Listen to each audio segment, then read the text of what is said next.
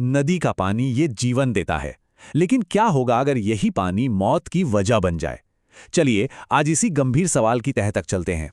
एक ऐसी कहानी से शुरू करते हैं जो हमें झकझोर देगी, और फिर उन समाधानों तक पहुंचेंगे जो उम्मीद की एक नई लहर ला सकते हैं। देखिए, हर पर्यावरणीय संकट के पीछे ना एक मानवीय चेहरा होता है। ये कहानी सिर्फ आंकड़ों की नहीं है, बल्कि उन इंसानी जिंदगियों की है जिन्हें इसकी सबसे भारी कीमत चुकानी पड़ी।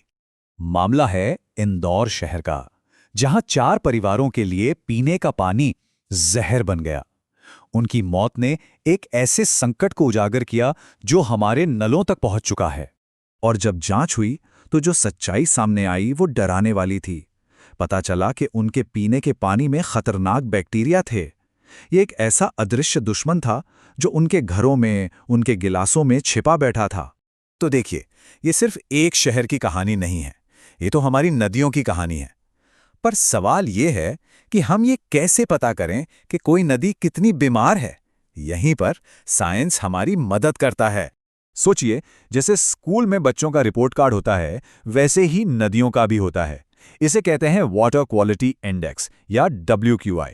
ये हमें बस एक नंबर में बता देता है कि पानी की हालत कैसी है, A ग्रेड है या फिर F ग्रेड, मतलब पूरी तरह फेल। और जब सरस्वती नदी का रिपोर्ट कार्ड सामने आया तो नतीजे सच में चौंकाने वाले थे। सोचिए, एक ही नदी एक जगह पर अच्छी कैटेगरी में है और बस कुछ ही किलोमीटर दूर गंभीर रूप से प्रदूषित। ऐसा लगता है जैसे ये एक नदी नहीं बल्कि 2 अलग-अलग दुनियाएं हों। तो सवाल ये उठता है कि ये जहर आ कहां से रहा है? असल में ये किसी एक जगह से नहीं आ रहा। ये हमारे घरों के नालों से, फैक्ट्रियों के कचरे से और यहां तक कि खेतों से भी आ रहा है। एक तरह से हमारी नदियां हमारी जिंदगी का पूरा बोझ उठा रही हैं। और इस पानी में है क्या-क्या? देखिए, ये सिर्फ गंदा पानी नहीं है, ये एक खतरनाक कॉकटेल है। इसमें ई कोलाई जैसे बैक्टीरिया हैं जो बीमारियां फैलाते हैं। इसमें लेड जैसी भारी धातुएं हैं जो सीधे दिमाग पर असर कर सकती हैं। और तो और इसमें जहरीले केमिकल्स भी हैं। और जानते हैं इस जहर का सबसे बुरा असर किस पर होता है? हमारे बच्चों पर। एक स्टडी में तो यह भी पाया गया कि बच्चों पर लेड यानी सीसे का खतरा सेफ लिमिट से 2.5 गुना, जी हां 2.5 गुना ज्यादा था। यह सिर्फ एक आंकड़ा नहीं है, यह हमारे बच्चों के भविष्य पर सीधा हमला है। अब देखिए, ये मामला सिर्फ सेहत का नहीं है।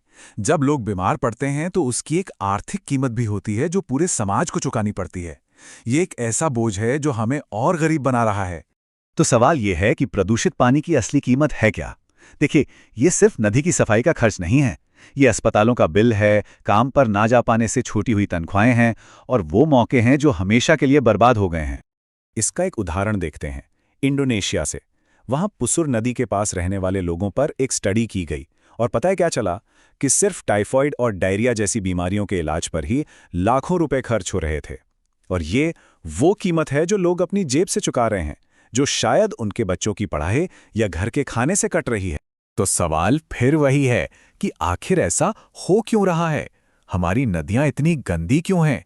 इसका जवाब सिर्फ हमारी आदतों में नहीं बल्कि पूरे सिस्टम की खामियों में छुपा है। और हैरानी की बात तो ये है कि ऐसा नहीं है कि कोशिशें नहीं हुई। सरकार ने दशकों में करोड़ों रुपए खर्च किए, गंगा एक्शन प्लान जैसे बड़े-बड़े प्रोजेक्ट चलाए, पर नतीजा क्या निकला? आज भी भारत की लगभग 70% नदियां प्रदूषित हैं। मतलब पैसा तो पानी की तरह बहाया गया, लेकिन पानी साफ नहीं हुआ। और देखिए, ये बात सिर्फ हम नहीं कह रहे हैं। देश की सबसे बड़ी ऑडिट एजेंसी है CAG, वो सालों से चेतावनी दे रही है। उनकी रिपोर्ट्स में बार-बार सिस्टम की चूकों यानी सिस्टमैटिक लैप्सेस की बात की गई है। मतलब साफ है कि सिस्टम ही अपनी जिम्मेदारी निभाने में फेल हो रहा है। और ये पूरा चक्र कितना खतरनाक है, इसका अंदाजा इस बात से लगाइए।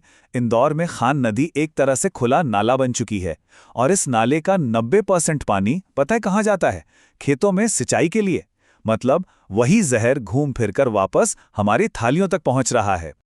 लेकिन क्या इस अंधेरे में उम्मीद की कोई किरण है? जी हां, बिल्कुल है। दुनिया भर में लोग इस समस्या से निपटने के लिए नए और बेहतर तरीके खोज रहे हैं। चलिए अब उन समाधानों की ओर बढ़ते हैं जो हमारी नदियों को एक नई जिंदगी दे सकते हैं। इनमें से एक बड़ा समाधान है DWATS, decentralised waste water treatment systems. अब इसे ऐसे समझिए कि शहर भर का गंदा पानी एक बड़े महंगे सेंट्रल प्लांट तक ले जाने के बजाय ये सिस्टम उस पानी को वहीं साफ कर देता है जहां वो पैदा होता है।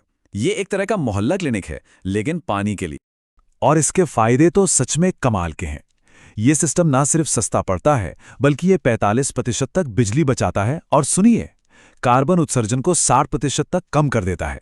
मतलब पर्यावरण और अर्थव्यवस्था दोनों के लिए विन विन सिचुएशन है। और सबसे अच्छी बात पता है क्या है? इसे लागू करना कोई रॉकेट साइंस नहीं है। एक बिल्कुल साफ 3 स्टेप की योजना है। मतलब असेसमेंट से लेकर एक पूरी तरह से काम करने वाले सिस्टम तक, ये सब कुछ लगभग 1 साल में किया जा सकता है।